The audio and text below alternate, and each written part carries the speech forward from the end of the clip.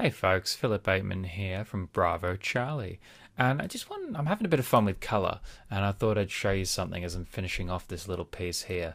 So when it comes to finalising something, I'm going to bring over another window here if you bear with me. So here's a tool palette. And so looking here at Mr. Russell Parks at Southern Valley stock feed, I believe, Southwest Southern Valley, let's get it right. Swan Hill stock feeds. So looking at the base image, I'm going to take off the color balance, and we're going to take off the mask, and we're going to take off the neat video effect because he's got some moire on his shirt. So I'm using a piece of software called Neat Video, which allows me to select an area of noise, such as you can see here on his shirt, and then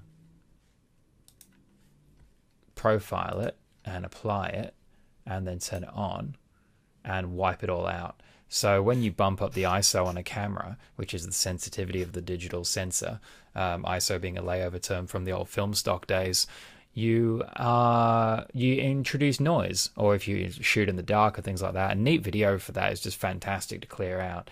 The other thing about this is your eye's always going to go to where the light is. So what I'm doing is grabbed a mask filter, and I've drawn a big box. You can see this thing over here, and inside that I've chucked a color balance filter, and then I've brought the brightness down. So I'm just going to turn it on so we can see it.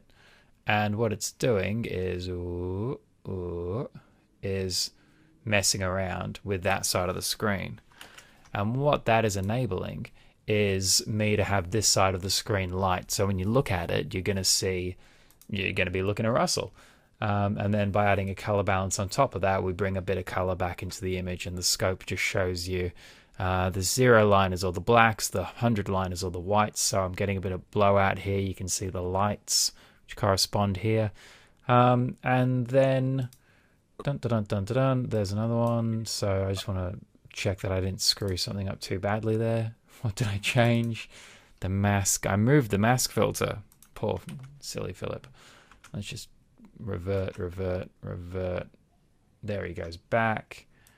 Revert.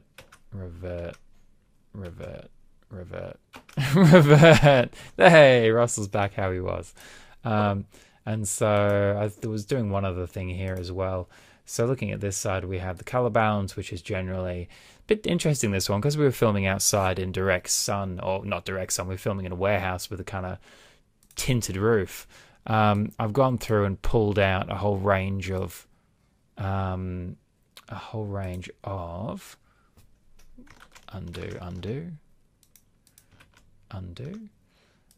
pulled out a whole range of color. So if I do this, you'll see it goes back to this kind of asheny kind of thing. And that might be anything. I could have just not done the white balance on my camera, to be honest. So by looking at this scope, you can see there's a lot of yellow, a lot of red in it. So I've pulled in a bit of cyan, which drags the color spectrum back towards the center, and then added a bit of blue and put a bit of color intensity in it, which is the chroma or the saturation. And I'm not saying I'm a professional colorist or anything. Honestly, I mess around with it till I think it looks good, and I generally use a high contrast image because I've never met anybody who wants to look gray. I sort of found out that as long as everybody looks rosy, everybody's happy. Everybody wants to look tan, so I go for a high contrast image because, quick and dirty. That's what we're doing here. Well, it's not quick and dirty. It's quality, and it takes a lot of time, to be honest. But yeah, call it what you will. I'm just saying I don't claim to be any kind of professional colorist.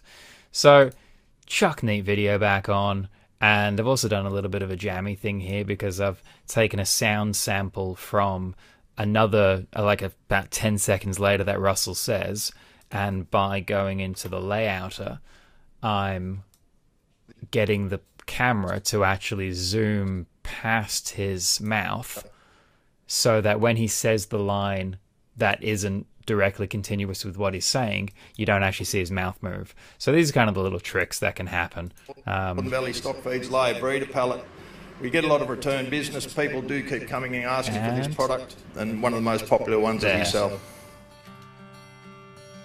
So you'd really have to be watching it to know it was happening, and now you do because you're watching this. So that was just a little overview of color grading, and when that bit of color grading has to happen to everything, to every piece that gets finished after the audio master. Every piece that gets done gets color graded, shot by shot, line by line. So when you call me and say, "Hey, can you make me a video?" I can, and it is tedious, but you get the results. So do it right first time. And I learn all this stuff through YouTube and courses, so you can too. It just takes a bit of sitting down and learning. So thanks for listening.